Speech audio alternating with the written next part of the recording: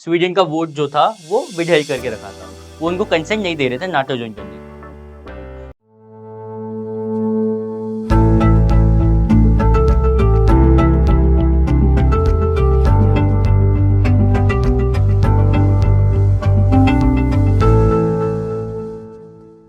Hello students, myself Aditya and welcome back to Pathshala classes. जनवरी month की current affair series का आज हम लास्ट मेजर टॉपिक्स डिस्कस करेंगे, then we will move towards the month of February. इसके अलावा जो 15 टॉपिक्स हमने डिस्कस करे जनवरी मंथ के, जो माइनर टॉपिक्स हैं वो हम लेटर जब हम अपनी रैपिड फायर सीरीज करेंगे उन सब में डिस्कस करेंगे।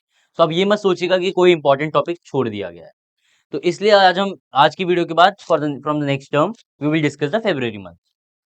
जनवरी मंथ का लास्ट टॉपिक है Turkish approval to Sweden's NATO bid. NATO आपको जैसे पता है मिलिट्री अलायंस है हेडेड बाय यूएसए। उसको उसके ज्वाइनिंग के अप्रूवल को, उस मिलिट्री अलायंस के ज्वाइनिंग के अप्रूवल को स्वीडन को मिला, किसका? टर्किश का, टर्की का। यही हम आज की वीडियो में डिस्कस करेंगे।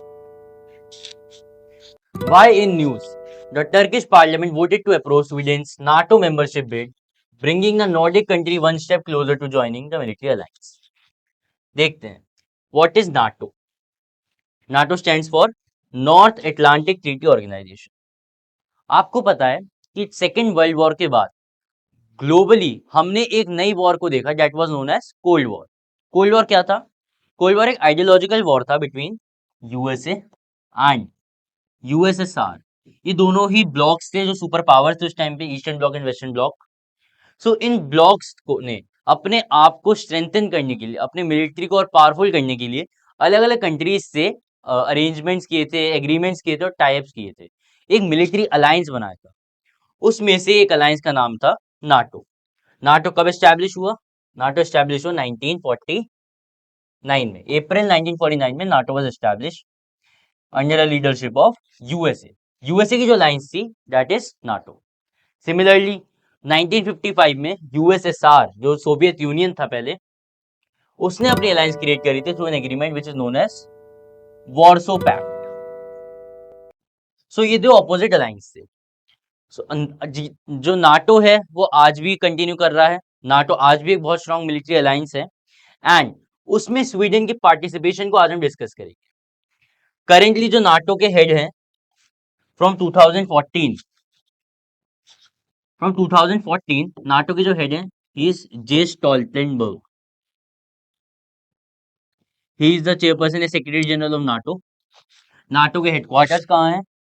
Brussels. Brussels is in Belgium. यहाँ पे नाटो के हेडक्वार्टर्स लोकेटेड है। NATO as I already mention 1949 April में एस्टैब्लिश हुआ एंड प्रेजेंटली नाटो के टोटल 32 मेंबर्स हैं। टोटल 32 मेंबर्स हैं एंड द लास्ट मेंबर जिसने नाटो को ज्वाइन किया 32nd was Sweden. The Turkish legislators ratified Sweden's accession protocol by 287 votes in favor of Sweden's accession. मतलब 287 मेंबर्स ने 287 मेंबर्स ने स्वीडन का पार्टिसिपेशन को सपोर्ट किया एंड 55 उसके अगेंस्ट थे। तो मेजोरिटी के हिसाब से टर्की ने स्वीडन के पार्टिसिपेशन को सपोर्ट किया।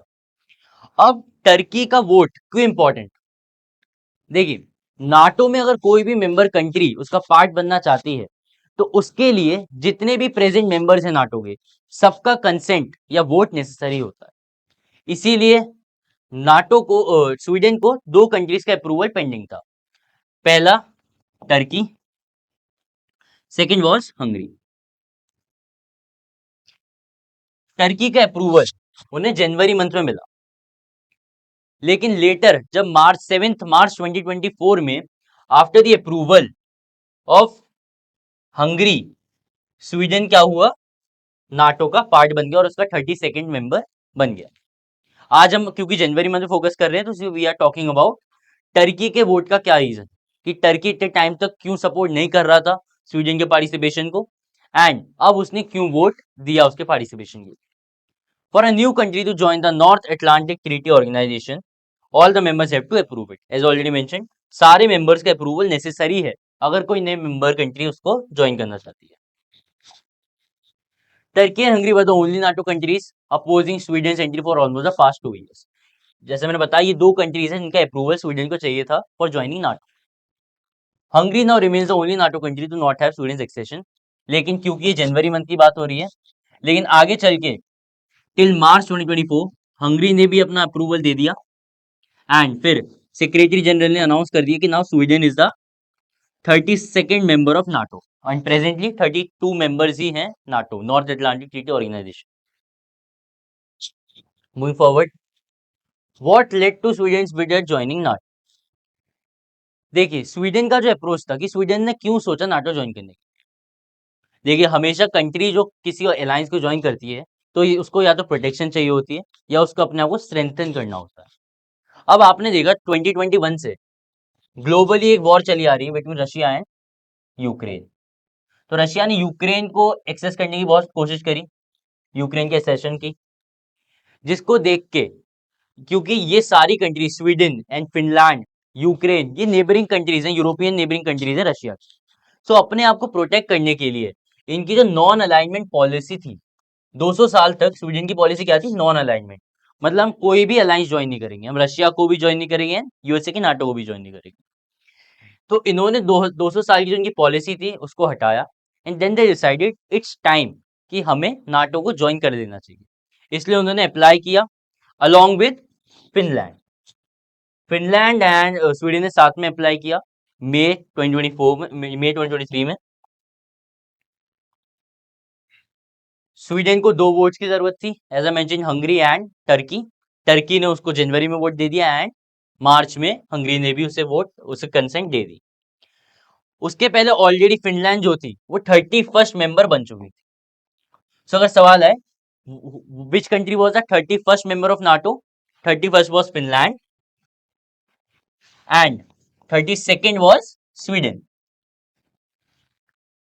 Earlier, non-alignment was seen as the best way to avoid creating tension with Russia, their powerful neighbor in the Baltic Sea region। तो रशिया से अपने आप को प्रोटेक्ट करने के लिए उन्होंने नाटो ज्वाइन करने के लिए सोचा। But the Russian aggression caused a dramatic shift in both countries. आगे चलते हैं। तो एक चीज तो हमने देख ली कि स्वीडन का क्या फायदा नाटो ज्वाइन करने से, लेकिन नाटो की कंट्री या यूएसए का क्या फायदा है कि स्वीडन नाटो ज्वाइन करे। देखिए यूएसए की जो पॉलिसी है कि रशिया के जितने भी नेबरिंग कंट्रीज है जिनसे वो लैंड बॉर्डर या लैंड बाउंड्री शेयर करती है, अगर उसको वो अलायंस में ले लेंगे, उनसे नाटो ज्वाइन करवाएंगे, वो नाटो ज्वाइन करेंगे, तो उनका क्या फायदा होगा कि उनके लैंड को वो as a military base use कर सकते हैं, जो कि बहुत ही क्लोज प्रॉक्सिमिटी में होगा रशिया के। That's the advantage that US gets when these countries join NATO. And फिर उनके वेपन्स डील हो सकती हैं, आर्म्स डील हो सकती हैं एंड एक इंटरडिपेंडेंस का पॉलिसी रहती है। Political parties in both Finland and Sweden decided they needed to security guarantees that only come with full membership in the US-led alliance। तो अपने आप को प्रोटेक्ट करने के लिए इन दोनों कंट्रीज ने डिसाइड किया कि we will join NATO. Both Sweden and Finland had already developed strong ties with NATO after the end of Cold War। And May 2022 में, so that was the 2023, 2022 में इन दोनों कंट्रीज ने डिसाइड किया कि they will apply for NATO membership। Finland became the 31st and later in March 2024 Sweden became the 32nd member। Date याद रखिएगा, मैंने नहीं बताया। Date of accession was 7th March 2024। Moving forward, why did Turkey oppose Sweden membership. क्योंकि 2 countries के vote की जरूरत थी, 2 कंट्रीज की कंसेंट की जरूरत थी, तो टर्की ने अपना कंसेंट क्यों विदहोल्ड किया था, क्यों नहीं दे रही थी। यहाँ पे आती है आइडियोलॉजिकल डिफरेंस। जो टर्की है वो एक कम्युनिटी को या एक पॉलिटिकल ग्रुप को हॉस्टाइल ग्रुप मानती है। हॉस्टाइल ग्रुप मतलब एक टेररिस्ट ऑर्गेनाइजेशन की तरफ मानती है, terrorist militant, that is Kurdistan workers party. Kurd एक कम्युनिटी है जो बहुत टाइम से अपनी एक सेपरेट कंट्री की डिमांड कर रही है, that is Kurdistan. And Kurds majority कौन सी कंट्रीज में है? Kurds are present in northern Turkey, sorry southern Turkey, south eastern Turkey, northern Iran, northern Iraq and Syria. ये 4 कंट्रीज ऐसी हैं जहां पे कुर्द पॉपुलेशन है, और इन 4 कंट्रीज के रीजन्स को मिला के इन लोगों की डिमांड है कि इन्हें क्या क्रिएट करनी है, अपनी एक separate country, that is Kurdistan. तो इस डिसीजन के टर्की ऑब्वियसली खिलाफ थी। Turkey treated them as a militant organization या टेररिस्ट ऑर्गेनाइजेशन, तो उनके हॉस्टाइल थे। And Sweden had a soft corner for them.